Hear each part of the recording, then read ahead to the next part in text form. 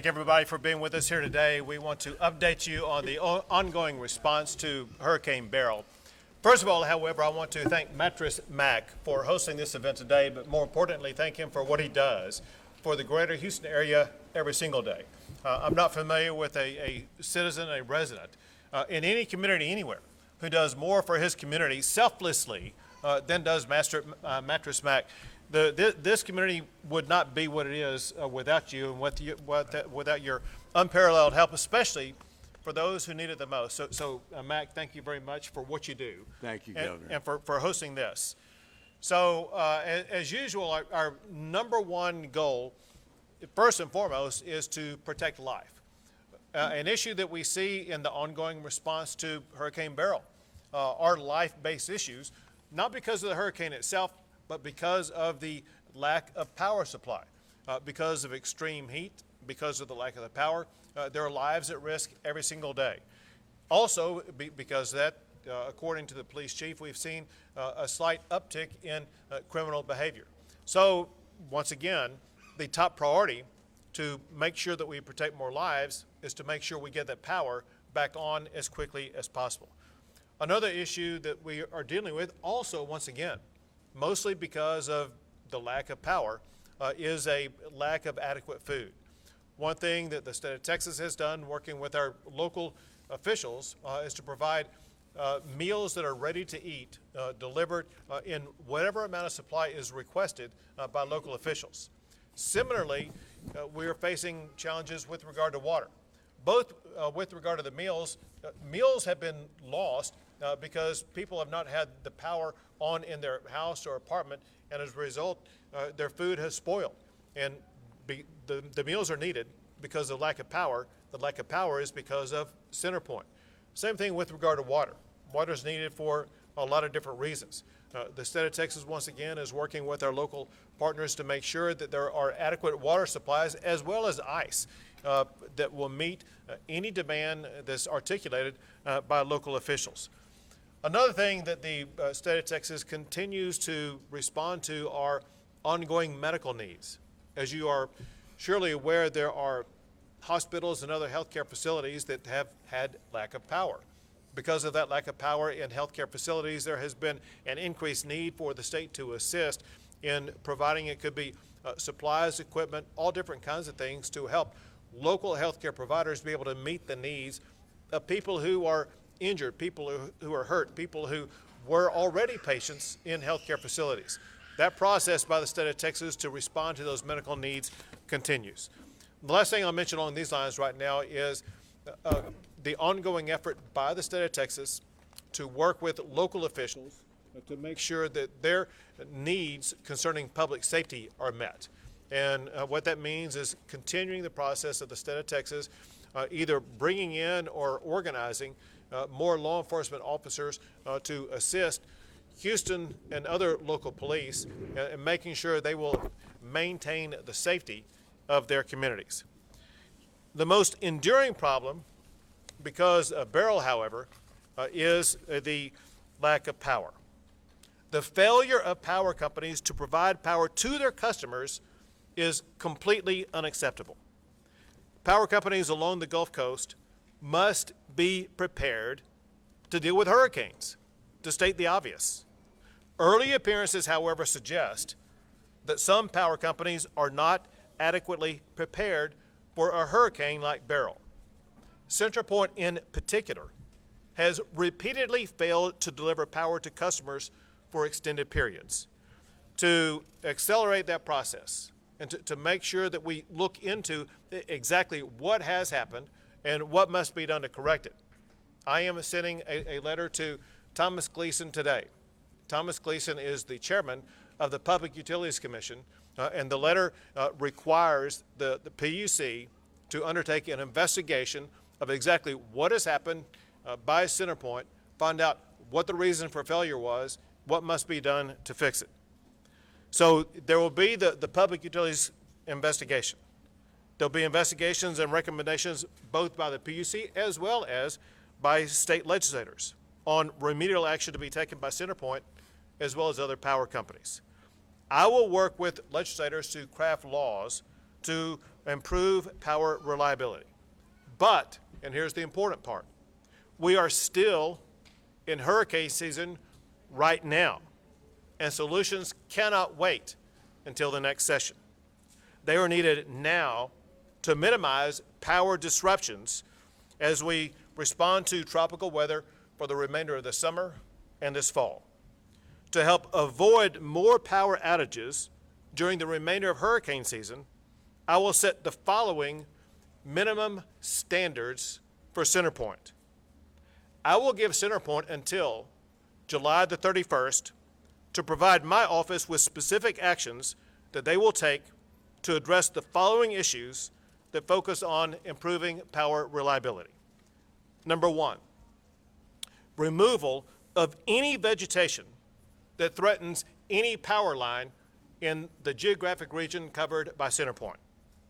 CenterPoint admitted that Beryl was a heavy vegetation-related storm.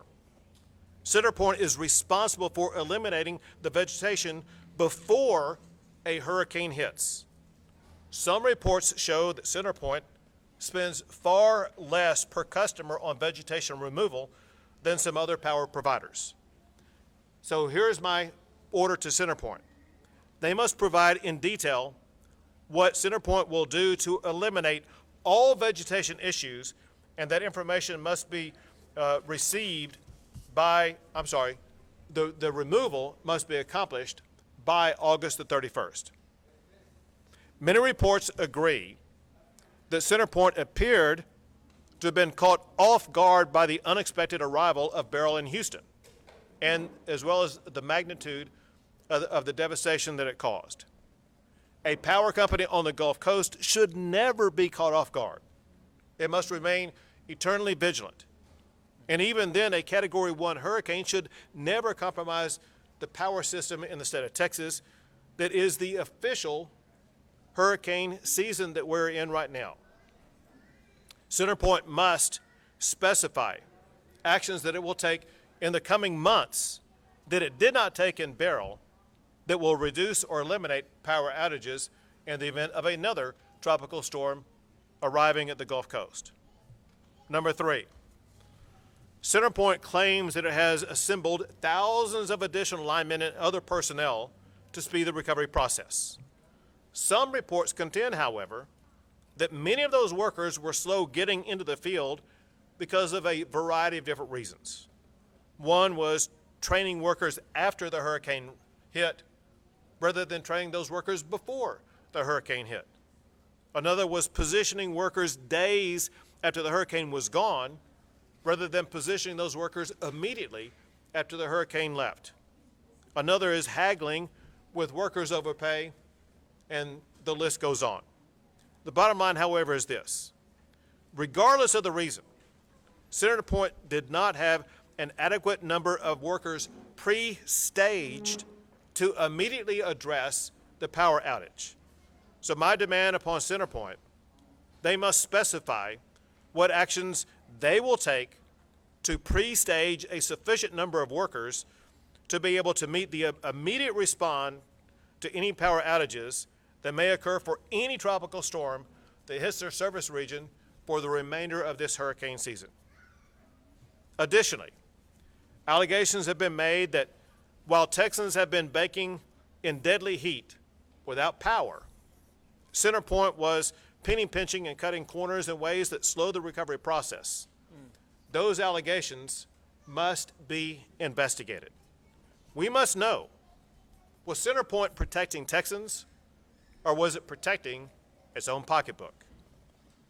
CenterPoint admits, among other things, on another issue, that its new poles are better than its old poles, especially as it concerns grid reliability.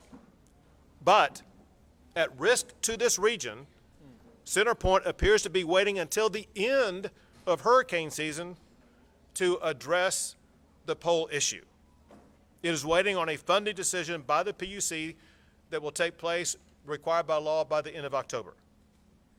CenterPoint must get those poles fixed before hurricane season strikes again, hurricane strikes again, not after hurricane season is over. Another issue.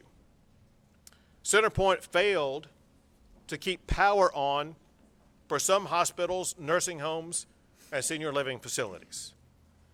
My demand is that CenterPoint must show with certainty how it will retain or quickly restore power for those at-risk Texans before another tropical storm hits. And here's the ultimate point.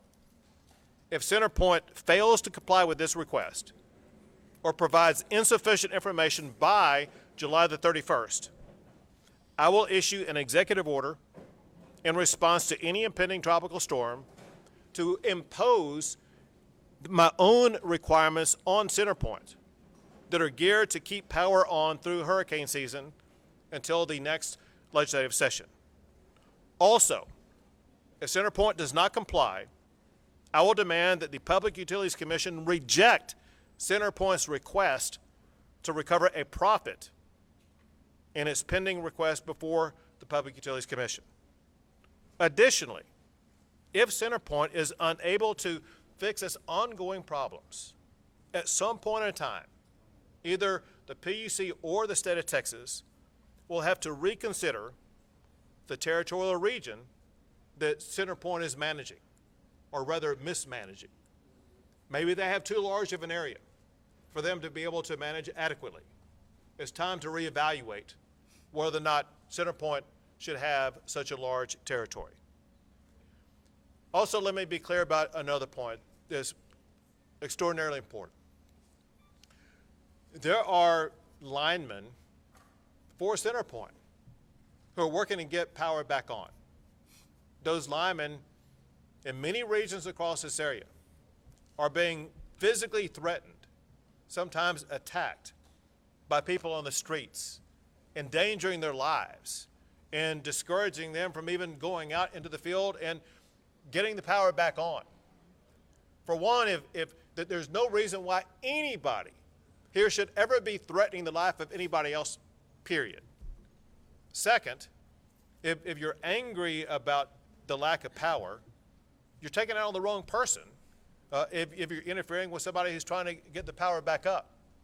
Also, if you're wanting to get the power back on, your actions that intimidate or threaten the linemen or whoever's trying to get the power back on, you're not speeding up the process of getting the power back on, you're slowing that process down. Last thing I'll say is this. This region has a motto, and that motto is Houston Strong. People in this area are proud of their resilience, perseverance, and tenacity, and their ability to rise above challenges and accomplish things that other people think are impossible. That very same moxie will elevate this region and our state above this challenge too. Now, Lieutenant Governor Dan Patrick. Thank you, Governor. I know everyone at CenterPoint who's in an air-conditioned office is watching. A freight train's coming. You just heard it. You better be prepared. Whether you're at the top or any part of management who oversaw this response or preparation, everybody's job should be on the line. We will not and cannot tolerate this. I'm sitting here looking at this saying that Mac has up on the wall. Respect is earned by consistent, excellent behavior over long periods of time. CenterPoint once, I would say, was a company that we had confidence in. All of us up here and most of the public. We've had many storms, they've responded well. They totally failed in preparation and they failed in response. They have lost respect from the city of Houston and the surrounding areas that they service. I asked 10 questions, proposed 10 questions that we will ask during Senate hearings, and we will have Senate hearings. Right now, my focus is get everybody to get the power up. Don't worry about answering the questions today. Get the power on. We have people suffering out there today in 100-degree heat that have not had power and won't have it for another day or two or more. But we will have hearings beginning in August, and there will be lots of questions. But one of my first questions is, does CenterPoint still look at Houston as a priority of their business. They're a different company than they used to be. Is it all, as the governor said, at the bottom line and not about human life? Mac is a successful business person because he says, buy it today, I'll deliver it tonight. Well, if I don't get my Tempur-Pedic mattress from Mac tonight, I don't die. If they don't deliver when they're expected to deliver, people have and will die. Secondly, when it comes to storms, they were not prepared. They did not think this was going to be a serious storm. They didn't think it was going to hit Houston. It's obvious by their preparation. CenterPoint has to understand, as does every utility company on the coast, that anytime there's a tropical storm in the Gulf, whether it's predicted to be a hurricane or not, you have to prepare as if it's going to be the worst storm to hit Houston, where the biggest population is, or any area they cover, or any other company. Nimkid and I, this past week, have worked together, and the one thing we said from the first day on, and the governor and I talked about, the state of Texas has to pray for the best and prepare for the worst. CenterPoint did not prepare for even the least, and that's why we are here. This is not tolerable. And to dovetail on what the governor said about those attacking, we had one attack by gunfire on Thursday, 2 on Friday, 1 yesterday. I think we as the legislature need to look at the penalties for that crime and ratchet it up. Because let me tell you what, some of these people that have come in from states all over the country, they turned around and went home. Who's going to come to Texas and help Houstonians if Houstonians are shooting at them? That must stop. There will always be idiots. There will always be people who have had too much to drink and people who have had too much anger. For whatever reason, there is no excuse, no matter how much you've been sweltering in the heat, for criminal behavior and to attack someone, as the governor said, trying to help you. But we're going to stop that. And you're going to face a long time in jail if you ever do that. So everything the governor has said, I can speak for the Senate, we're all on board this freight train that's coming. And once again, I say to CenterPoint, you need to look within yourselves. I don't really care about your internal investigation except to supply us with answers. But I want to know, are you short of transformers? I want to know, as the governor said, did you cut corners? I want to know why you've cut your spending on vegetation and clearing the areas. I want to know, have you been out there negotiating with crews that came in from outer state of how much you're going to pay them? And I want to know this business model. After the storm, you say you need a day or more of assessments. We get it, okay? Where's the damage? And we know there's 48 hours of training for out-of-state crews. So they're not electrocuted, all systems aren't the same, so they don't damage the systems more. But if you already have a business model that says I need a day or a day and a half of assessments and I need 2 days to train, we're already 4 days down the line, Governor, before we're getting power back, except the easiest cases where you lift a branch or lift a tree. That's a bad, flawed business model. CenterPoint, you better respond, or we will support the governor, if need be, looking at the territory you represent. Now to Nimkid. Thank you, Governor. Life safety continues to be the #1 priority of all of the state agencies that are engaged in this mission. That's from the Texas Department of Transportation, the Department of Public Safety, our Forest Service folks, the Commission on Environmental Quality, our search and rescue teams, our public work response team, our communication coordination group, and right now, most importantly, our Department of State Health Services Emergency Medical Task Force. We have opened up a 250-bed field hospital or medical shelter, and that has had 120 patients run through that facility. That helps alleviate strain on the hospital so that our EMS units can get people dropped off at the ER and get back out on the street for the next 911 call. We will continue to bring police and law enforcement support here. You have over 80 outside members of the Department of Public Safety on the streets, over 100 local law enforcement that we will extend or continue at the direction of Chief Satterwhite, who was meeting with us earlier today, working very closely with Mayor Whitmire on these additional resources that we're bringing in from the outside. And we have food and water and ice available to our local partners that ask for it. Governor, we continue to source generators for those locations. As power does come back up, we're moving those generators around, and we are not leaving until power is back on and our system is back to normal. Thank you. Now, Mattress Mac. Thank you very much. I was here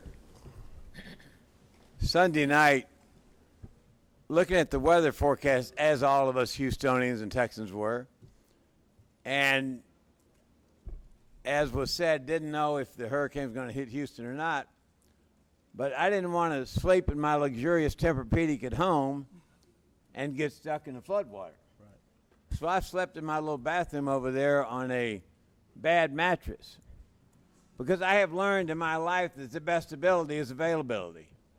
We wanted to be available in case the proverbial stuff hit the fan, and it certainly did on Monday. So we opened our doors here at Gallery Furniture. By the way, we've been on generator power since the hurricane hit. We got back on regular power this morning at 4 a.m. But we are lucky enough to have a generator here so we can welcome people in. And we decided to become a cooling center for people, and we decided to feed them breakfast, lunch, and dinner, and we also decided to have a place where they could power their devices. Monday through Thursday, we had 15,000 people in here, about 3,500 people eating every day. And we did that because it's the right thing to do. I wish I could just hire people to deliver furniture during the busy holiday times. When we have 1,000 deliveries on the 4th of July and we have 100 the other days, we got to gear up for 1,000 all the time. Centerpoint doesn't think like that. Centerpoint's thinking, we don't want to spend the money, we want to make a lot of bottom line so our execs can get paid. Well, let me tell you something, Mr. Centerpoint. All of us, we don't summer in Aspen, we summer in Houston. And this is a real place. And these are real people. These are my people coming in here crying because they're hot and they're miserable and they're dying. These are the people that hospitals sent out here that needed a heart rate charger for their hearts, otherwise they were going to die. These are real people, mothers coming in here breastfeeding their children because it's so stifling hot at home. And the executives at Center Pointless don't get that. Put the people before the profit. Put the people before the profit. These are my people, and you are making our people suffer through your heartless attitude of money, money, money, money, money. Well, you know you can't take it with you. And one of these days, all of us are going to stand in front of our Creator, whoever we might believe that Creator to be. And at that time, the Creator is not going to ask you or I, how much money, Governor, did we make? Right. Or how many material possessions did we accumulate? That Creator will ask us, what type of difference did you make? And I want to thank these three men up here and countless first responders, men and women all over our city and county, and all the hardworking people who have worked 20 hours a day to help people out during this horrible hurricane. And Center Pointless, you ought to be ashamed of yourself. Not the line workers. The line workers are the greatest people on earth. We were out here delivering water and Gatorade to them and Chick-fil-A cards yesterday, and they're great people from all across the country. They're working 16 to 18 hours a day in this sweltering heat. But the CenterPoint executives up there cutting costs so their end-of-the-year bonus is bigger. Shame on you. We got to get ready for hurricanes. We have hurricanes in Houston. We got to get ready for it. We got to deal with it, and we got to understand that at the end of the day, life is not about money. Life's about making people's lives better. And when we have no gasoline in Houston, no gasoline, you couldn't gas up your car anywhere. Fist fights everywhere. 2 pregnant women fought down the street about who's going to get gasoline. No gasoline.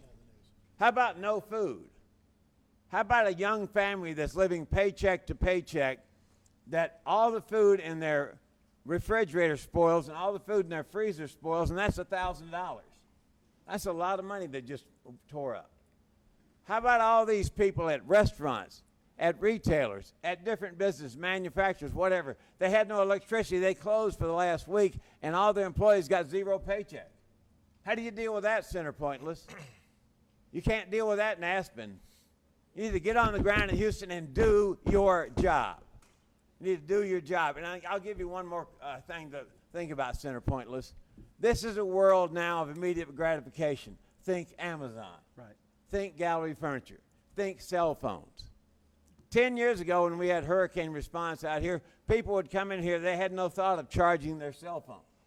Now they can't live without their cell phone. They want to talk and see if their loved ones are okay. They want to figure out how to get geographic directions across Houston. And their cell phones, the main thing they come in here for is, yes, they're coming here for food and for air conditioning, but they're also coming in to charge their cell phones. And when the power goes down around town for 7 days, all that's gone. So let's put people before profit, Center Pointless. Let's think about the people you're causing misery to, because I see them out here every day and it makes me sick.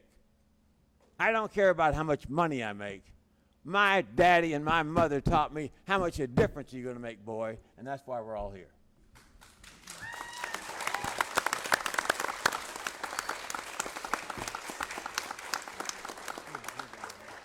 Thank you, Mac, and once again, thank you for everything that you do for this community and for our state. We are far better because of you. We'll be happy to take a few questions. Governor Abbott, you considered legislation requiring utilities to bury the lines rather than keeping up with overgrown vegetation and poles that are rotting and coming down in high winds? We have considered it, and actually we spoke about it in the meeting before we came out here. A valid point was made that we just need to look into, and that is in areas in particular like Houston that oftentimes get inundated very heavily when storms come through. In particular, think of Hurricane Harvey. If you have buried lines, the lines could get compromised underwater for a long time. It may make it even longer to access those lines, to improve those lines, than it would lines that would have been blown down that were otherwise up in the air. Just know this, and that is the Public Utilities Commission, the state legislature, and myself, we will all look at the possibility of maybe strategic burying of lines, maybe with regard to new construction, for example, and some other ways, if it is in areas that will ensure that it's not going to be compromised if it is buried. You said that CenterPoint doesn't respond in a certain amount of time. Actions must take. Just touch base and just go a little bit more in depth into that. If they don't respond, what's going to happen? I made certain demands today of CenterPoint that require CenterPoint to provide solutions to me by July the 31st.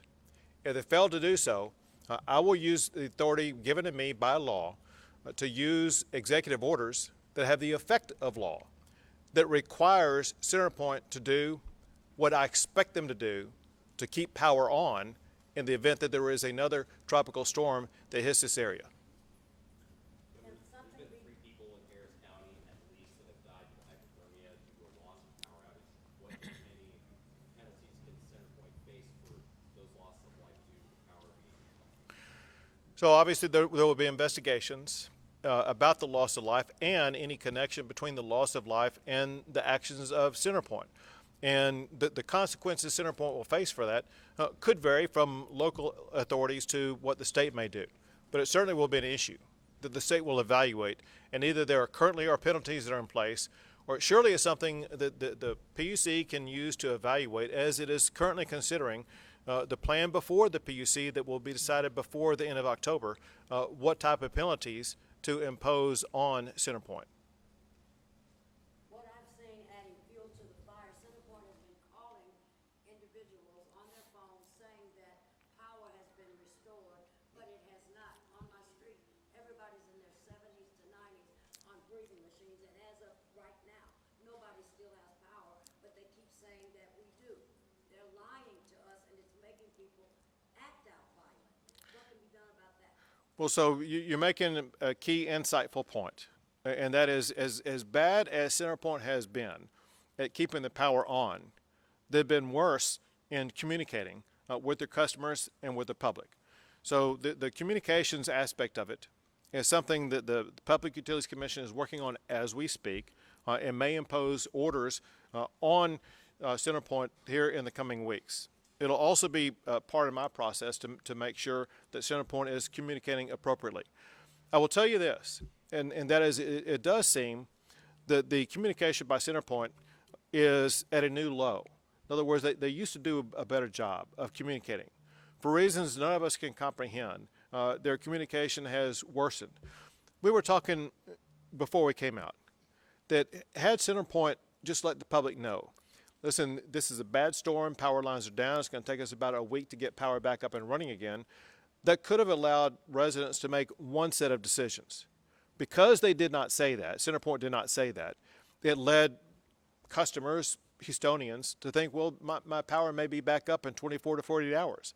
And they stuck around only to be left in a hopeless situation. Bottom line is this.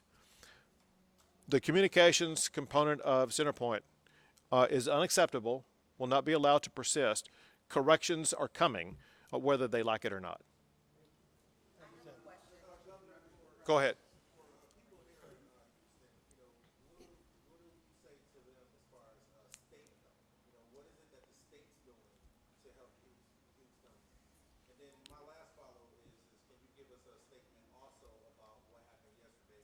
Sure, I'll give you both, but here's the deal, because part of my answer to your first question is going to be also provided by Chief Nim Kidd. But let me go take your questions in order. You said, what can the state do to help out? So the state is fully engaged in helping out local communities long before a storm even hits. The first thing we do is to get organized and make sure that the state and local governments are prepared for whatever type of storm may come in. That means that we are sending out supplies and resources to every location that could be affected by a storm, so that without having to wait, we will be able to respond. It could be with search and rescue teams. It could be with boats. It could be with high water vehicles. It could be the supplies that are needed. And on the supplies, it's another way that the state has helped out. Food, water, ice, cooling centers, all of those and so much more the state's been involved in. A unique situation here is because of inadequate power, it forced hospitals to have to retain in their hospital people who were injured or had to be taken care of, and they could not discharge their patients. And as a result, it was the state that stepped in to assist local government to set up the facility at NRG to assist with addressing healthcare situations of local citizens. There's more that Chief Kidd will be able to add, but let me answer your second question. What happened yesterday is horrific. It's a sad day in America when we see an assassination attempt. Assassinations, to say the least, are unacceptable.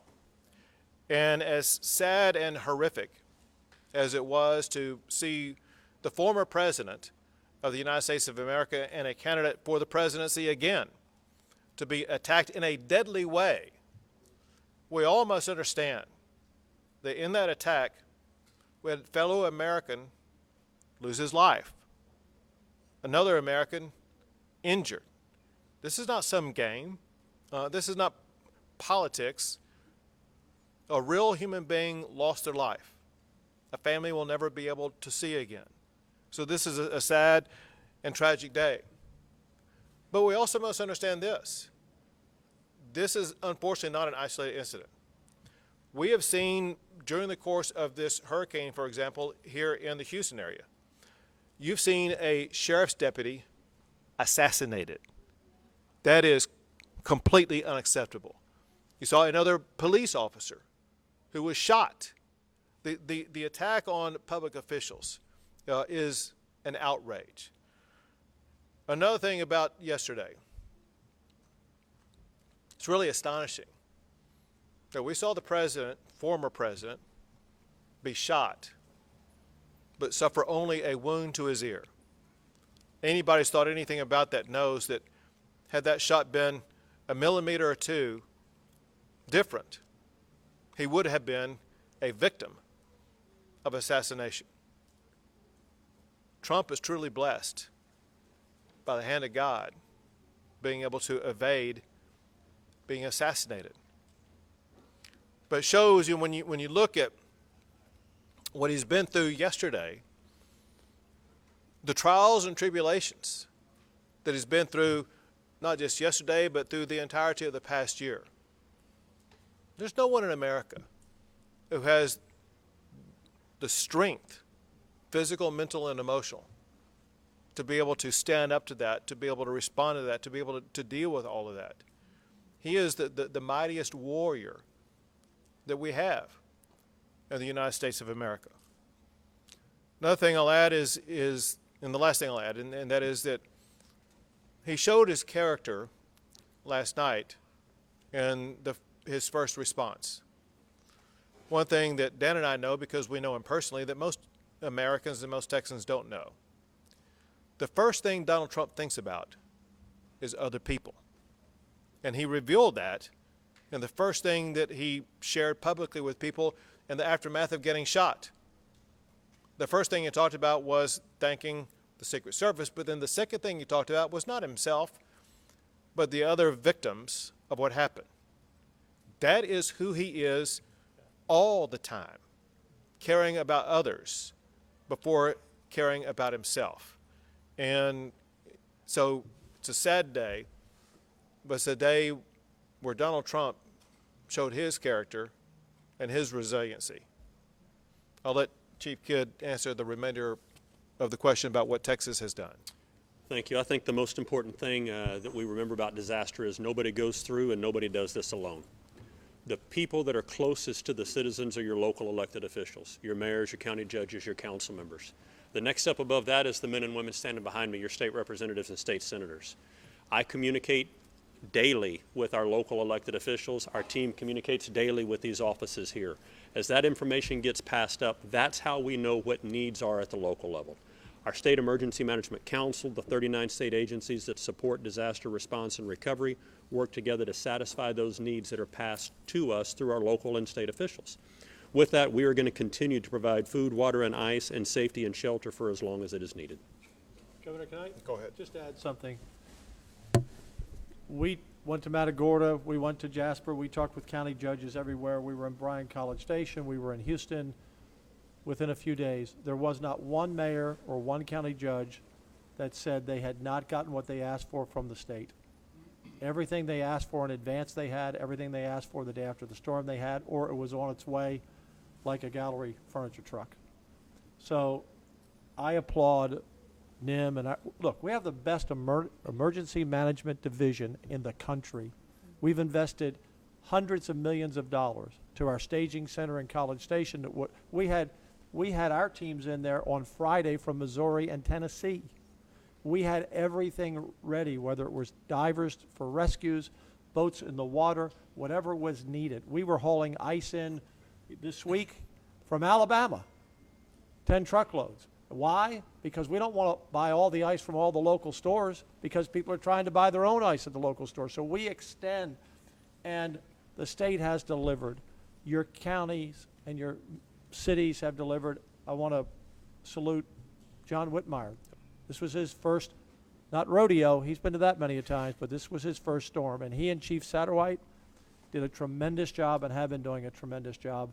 And I will say the mayor too, like those of us here, we care about people and put people first. And so I thank the mayor, but NIM, as always, you and your team and everyone, it's a tiered effort, and everyone really worked together. But if we don't have power, a lot of things we want to do can't happen. Go ahead. Oh, he had his hand. I'll come to you. He had his hand up right here. I'll come back to you next. Governor, we understand CenterPoint, since and a number of other gigantic energy conglomerates since deregulation have run into these same problems. We've looked at Pacific Gas and Electric burning down half the state of California. We've looked at Southern California Gas blowing out a underground storage facility and letting gas escape into the atmosphere. For months and months and months, we even saw presidential candidate Robert Kennedy take on Southern California Gas. Given the CenterPoint fumble that we're living in, is it time to re-regulate utilities? Sometimes whenever people see a problem arise, they think maybe there's more regulation needed, or you need to impose more heavy-handed government. Let me tell you the way we discuss this before coming out to help you understand that may not be the right answer. I ask a very specific question to the chair of the Public Utilities Commission, as well as to Chief NIM Kidd, and that is, are you seeing these same problems with other power companies? And I mentioned a few. And the answer everyone agreed upon is we have a lot of power companies in the state of Texas, but we're not seeing similar problems with other power companies. The point is this. This is an issue and a failing that is unique to CenterPoint. We don't need to reconstruct a new system. We just need better results from one company that has showed repeated failure in this region.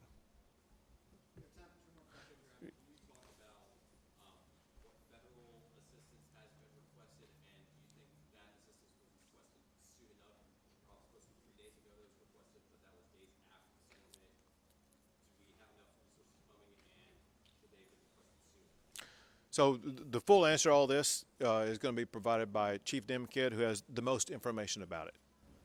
So many fire stations like. So the question is, should it have been requested sooner? And the answer is no, it should not have been. By federal law, states are required to do damage assessments. Now, as Governor Patrick mentioned, our Texas legislature has put hundreds of millions of dollars into this state's readiness. There was not a piece of equipment, not a bottle of water, or not a meal ready to eat that we did not have available for our local partners. That's part number one. Part number two, we need to go back and look at all of the declarations that have been granted by various presidents over the years. Remember, FEMA reimburses after the fact. That means these local governments have to spend those dollars ahead of time and then apply for reimbursement, which on historical averages takes 10 to 12 years to get that money back. So we are wasting effort right now talking about how fast things should have done when everything that our local officials asked for was delivered and our stations were set up and our resources were ready ahead of the storm. Governor, do you still plan to attend the RNC this week? And then just to follow up on what you mentioned, Mr. Kidd, it is in both Hannah and Harvey, the disaster declaration was, major disaster declaration was requested before the storm hit. Does that make any substantive difference? Would you have done that, Governor Abbott? So with regard to your first question, listen, I'm taking what I do on a day-by-day basis. My priority is making sure that the people of Houston, Texas, and this entire region that are affected by Hurricane Beryl, that's my top priority, period. Second, with regard to, let's say, any type of declaration or any other action that may have been taken had I been here, let me make clear about something. Had I been here the entire time, there'd be absolutely nothing that would be any different. Every decision that would have been made would have been exactly the decision I would have made. Also along those lines, listen, I was in frequent contact with acting Governor Dan Patrick. I talked to Demkid 3, 4, 5, 6 times a day, whatever the number was. And know this, and that is our daily, or let's say nightly conversations ended with the same 5 words every day. Are there any unmet needs? And that's always the goal, making sure we finish every single day with no unmet needs. I got the same answer every time. There were no unmet needs.